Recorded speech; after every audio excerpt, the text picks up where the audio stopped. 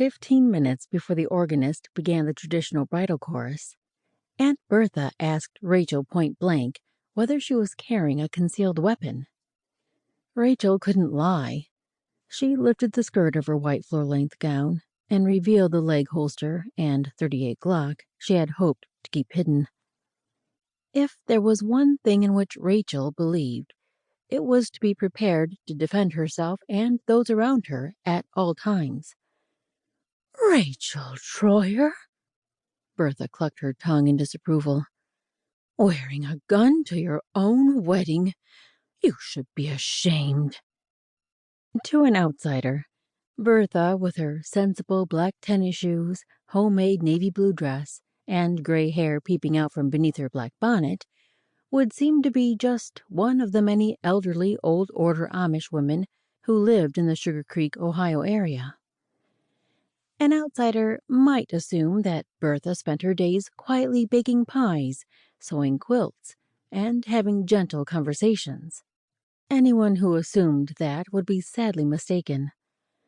Having recovered from the broken leg she had sustained last year after falling down the stairs of the bed and breakfast she and her sisters ran, Bertha still did most of the outside physical labor around the family farm.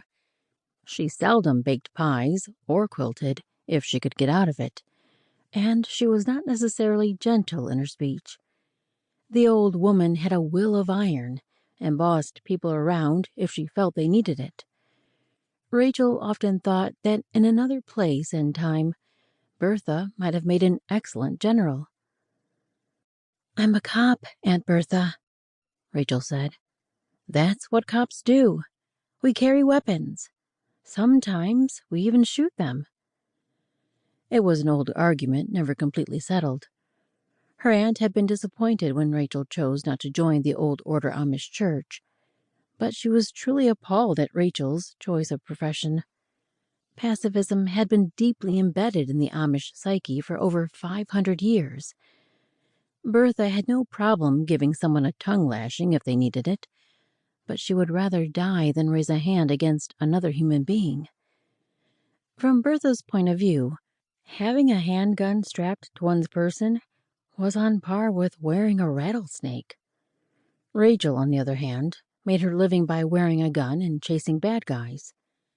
Well, actually, there weren't a whole lot of bad guys in Sugarcreek, a small village that sat at the edge of Ohio's Amish country. Her job as a policewoman tended more toward giving a stern lecture to an intoxicated Amish teenager poorly driving the family buggy. However, if a bad guy ever showed up, she was ready for him. Still, even she had to concede that being armed during her own wedding might be a bit much. That was the reason, as Rachel held Cousin Eli's arm at the end of the church aisle, that she felt a little naked, even though she was wearing a gown that consisted of approximately 7 yards of white satin. Joe waited for her at the end of the aisle. He was a handsome man with dark hair, still built like the world-class athlete he had once been. Beside him was his little son, Bobby, with his sweet face, curly blonde hair, and big blue eyes. She loved both of them more than life, and in a few moments she intended to say the words that would make them her own. As the beginning strains of the wedding march began, she vowed that she would protect her new little family with every breath, every prayer, and every ounce of strength for the rest of her life. She would be the best mother and wife. With adorable Bobby and his amazing father for her to love, how could she possibly be anything less?